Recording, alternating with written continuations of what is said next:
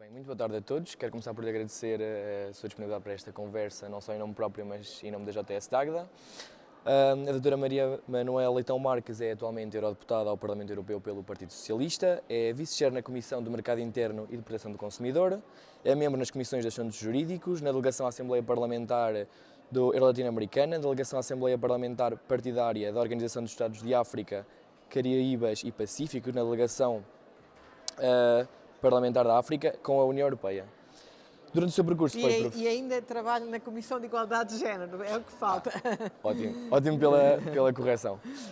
Foi no seu percurso também professora catedrática, foi deputada à Assembleia da República em Portugal, foi ministra e secretária de Estado e, portanto, é um prazer falar consigo e dar-lhe os parabéns pelo seu currículo.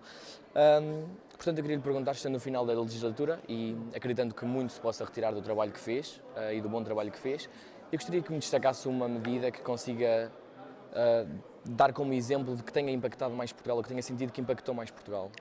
Pois essa é difícil. Sabe que aqui, primeiro que as coisas chegam ao impacto, ao contrário Claro. de quando trabalhava no Governo e nas outras funções que referiu, demora muito. Portanto, o trabalho que fazemos aqui nestes 5 anos, pouco dele ainda chegou a Portugal. É claro que estes 5 anos foram 5 anos muito desafiantes e, em certa medida, difíceis, porque nós apanhámos 2 crises pelo meio, a pandemia, 2 crises imprevistas e 2 crises dolorosas. A pandemia, que obrigou a mudar prioridades, e eu, se quisesse destacar algo em que creio que todas as portuguesas e todos os portugueses sentiram a vantagem nas suas vidas de pertencer a uma comunidade europeia, eu responderia com aquilo que a Europa fez por nós todos durante a primeira crise. Não apenas na compra de vacinas, mas também nas ajudas que permitiu dar às pessoas desempregadas, às empresas que tiveram que fechar.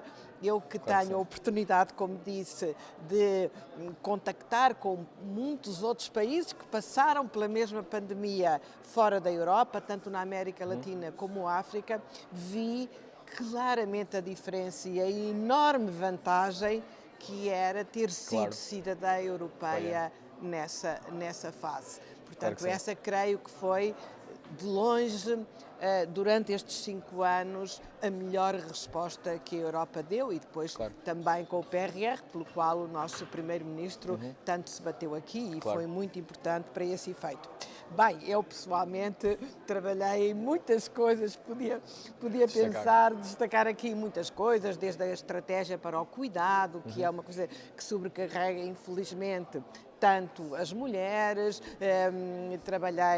ajudei também nas questões da ciberviolência, nas áreas do digital, que segui muito de perto, que passaram pelas comissões onde trabalho. Ainda ontem tornámos a votar aqui uma legislação que ainda não impacta, mas que vai, esperemos, impactar a Europa e desejamos que outras partes do mundo, foi o regulamento da inteligência artificial. Como sabe, para as pessoas que nos estão a ouvir, muitos saberão, a inteligência artificial anda por aí, por todo o lado, naquilo que nos recomenda nas redes sociais, naquilo que vemos nas redes sociais, naquilo que não devíamos aprender nas redes sociais, que infelizmente também há muita desinformação, e também é utilizada. Ainda ontem vinha uma notícia num jornal, que é um projeto que eu até lancei quando era ministra, de identificação do cancro dermatológico através de inteligência artificial e à distância, o que permite uma detecção muito mais rápida e com certeza ajuda na sua cura. A prevenção do insucesso escolar, há também um projeto a ser desenvolvido em Portugal para ver quais são a probabilidade de uma criança ter menos sucesso escolar e poder ser ajudada vida antes dessa situação, que por vezes é traumática e é sempre desagradável poder acontecer. Mas também tem riscos, Claro não é? que sim. E por isso é preciso... Longe vai o tempo em que pensávamos que a internet era um espaço de liberdade absoluta e sem regras. Hoje sabemos que é um espaço de liberdade e preciso, assim sim, senhora, deve continuar, regulamentar. mas é preciso Claro que haver sim. algumas regras.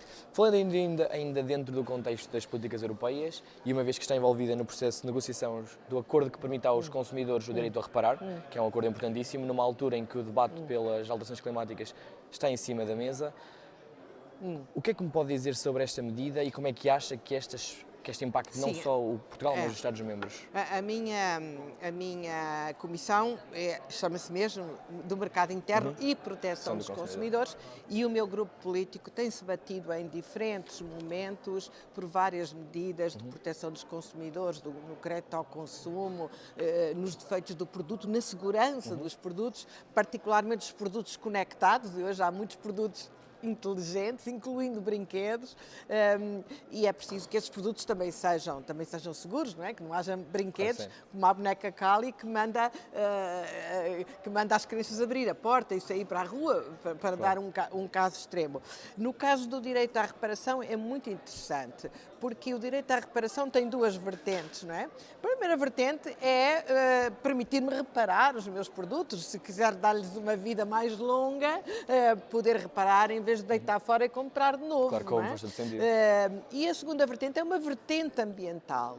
A redução do desperdício, a promoção da economia circular, a redução das emissões de carbono, que poderá resultar, menos lixo eletrónico, que poderá resultar de medidas como esta ou do carregador comum, que evitam que nós estejamos sempre a trocar de produtos e os possamos reparar.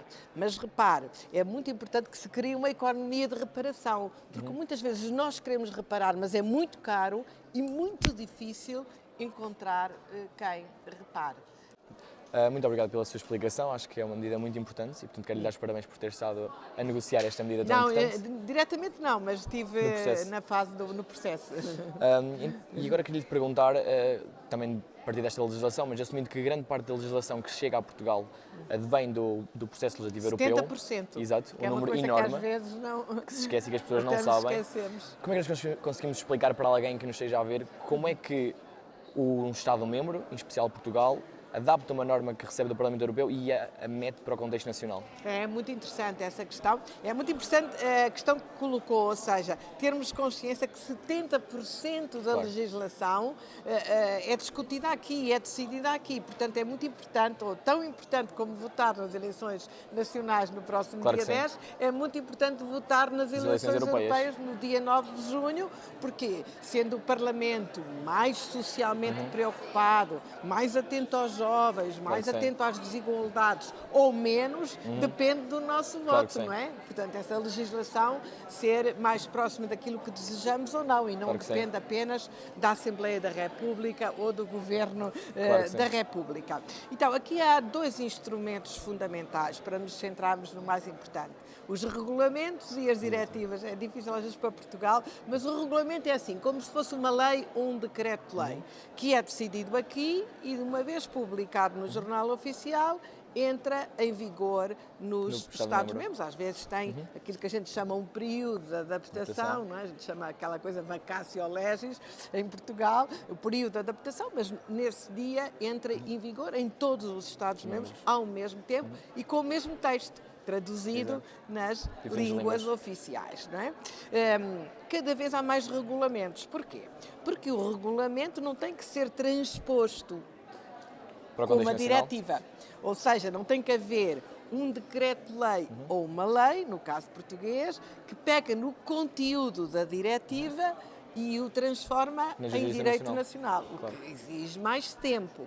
E porquê que a diretiva é diferente do regulamento? Porque nessa transposição o Estado-membro, ou cada Estado-membro, os 27, têm alguma flexibilidade. Dou-lhe um exemplo. Diretiva de crédito ao consumo de que falámos há bocado.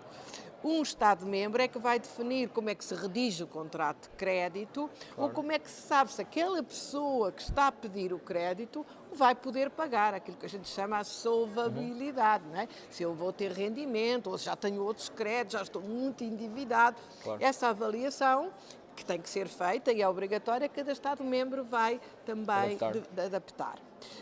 Mas tanto no regulamento como na diretiva, os Estados-membros normalmente é que têm os instrumentos administrativos para implementar, para aplicar a legislação europeia. Atualmente, às vezes também a Comissão aí, e bem, intervém, por exemplo, no regulamento dos mercados digitais, que tem que enfrentar as grandes plataformas, não vou dizer aqui o nome, porque todos sabem quem são, não é? 5 ou 6 no mundo, cheios de poder económico. A Comissão tem que ter um papel, não é? Tem que ser uma autoridade que tenha os meios, os recursos técnicos, a expertise, não é? Para poder enfrentar gigantes que às vezes têm um volume de negócios superior ao PIB dos Estados-membros. Claro que sim. Muito obrigado pela sua explicação. Fundamentalmente esta a diferença. Porquê que cada vez se usam mais regulamentos? Porque o regulamento harmoniza, sabemos que é igual em todos os Estados. Vai ser aplicado da mesma maneira? E aplica-se mais depressa, portanto, para os serviços digitais, para os mercados digitais, para a inteligência artificial, para a reparação. Sim, faz todo o sentido claramente entrar em regulamento. Muito obrigado pela sua explicação, acho que foi muito claro para toda a gente. Espero como é que isto funciona. Não sei, se não foi, podem mandar um mail a perguntar. Eu acho que foi, certamente. Que eu explico outra vez. Exatamente para tentar chamar a atenção das pessoas e daquilo que é a minha geração, a geração mais nova, e tendo em conta que foi promotora de um projeto interessantíssimo que é a Geração Now, eu perguntava-lhe, esta plataforma que criou esta organização é uma excelente forma de dar voz a jovens, sem qualquer filiação partidária, que é ótimo para conseguirem expor as suas ideias, mas eu perguntava-lhe, acha que esta é a maneira de conectar os jovens à política? Como é que avalia a participação democrática da minha geração e o que é que nós podemos fazer mais para atrair os jovens para este processo democrático tão importante? Pois, temos que fazer muito mais. Eu vou falar desta minha iniciativa que eu comecei, vou dizer mesmo, contar aqui, a medo. Eu lembro-me de estar aqui com o David, que na altura trabalhava no meu gabinete, e dizemos, David, sabes, achas que vamos conseguir atrair alguém, abrir para 20 lugares? E David, sim, se não conseguirmos, vamos tentar outra coisa qualquer. Porque o que é que eu queria? Queria não apenas falar da Europa naquele 15 dias que são as campanhas eleitorais. Eu queria criar um diálogo sobre questões europeias durante todo o meu mandato, durante os 5 anos do meu mandato. Eu sei que estas coisas não contam para o ranking dos deputados, mas era uma coisa que eu achava que estava no meu dever como deputada europeia, eleita em Portugal, devolver àqueles que nos elegeram, ou a outros que não nos elegeram, devolver esse conhecimento, essa capacidade de também interagir com players, com atores de diferentes instituições europeias. E comecei com 20 lugares, assim, um bocadinho a medo, se não for assim vamos de outra maneira, e apareceram-me 722 candidatas e candidatos. Ótimo. Com currículos impressionantes, e os mais diversos. Eu tive na primeira edição um piloto de helicóptero, um médico, uma arquiteta de terra, pessoas que tinham andado pelo mundo, pessoas que tinham uma engenheira informática, portanto, pessoas completamente diferentes, que à partida se pergunta assim, mas o que é que quer saber? Porquê que tem interesse pelas questões europeias? Mas e mantiveram-se até abrir para 30 e depois assim se manteve nas outras edições. Portanto, ótimo. Tive sempre, infelizmente, muitíssimo mais candidatos do que aqueles que pude acolher. Mas é este tipo de iniciativas com criatividade, onde todos participam, todos temos uma história para contar, é o lema desta iniciativa, onde cada um conheceu os outros, onde até alguns arranjaram estágios e empregos, onde estiveram aqui todos juntos a visitar o Parlamento Europeu no final, que eu acho que temos que fazer mais com muita imaginação e a vossa ajuda também, para dizer aquilo que é possível, aquilo que vocês estão à espera que a gente faça aqui. Claro que sim. Muito obrigado pela sua resposta e para finalizar mesmo eu queria lhe fazer uma última pergunta, é como é que vê e quais são os seus desejos para o futuro da Europa e para o projeto europeu? Bem, primeiro desejo que a Europa se aprofunde e se mantenha. Uma coisa parece estranha, não é? Mas como vejo tantas forças Claro que políticas que atacam o projeto europeu, a primeira coisa que temos que fazer é defendê-lo. E assegurar que vai continuar. Depois, para o defender, temos que inovar, temos que ser mais inovadores. Inovar na maneira de funcionamento, porque senão não vamos conseguir largar a outros Estados-membros que querem entrar e estão à espera. E também inovar na forma como gerimos a transição digital e a transição climática, para que não deixando muitos para trás, senão eles virão protestar à nossa porta. Mas há outros desafios novos e eu vou terminar com um, que é adaptar o modelo social europeu a um mundo com menos trabalho, não é? A um mundo com mais máquinas a substituir algumas profissões. Haverá também outros trabalhos, mas temos que ter, em matéria de fiscalidade, uma empresa automatizada também tem que contribuir para a segurança social, para vos dar um exemplo. Portanto, temos muitos outros, seleciono estes que são alguns imediatos e outros de mais médio e longo prazo.